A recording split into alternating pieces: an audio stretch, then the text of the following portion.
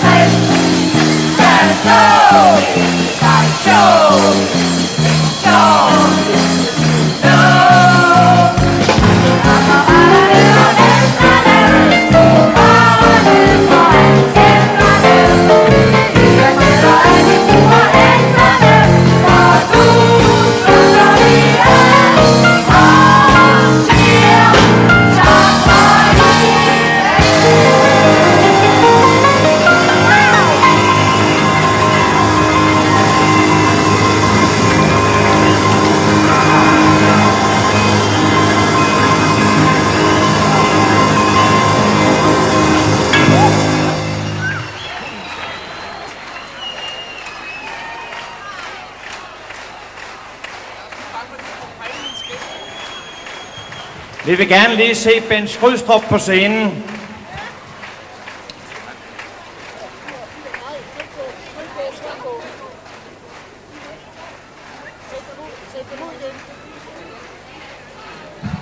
Og hvis jeg kunne få skuespillerne herude en gang, og teknikken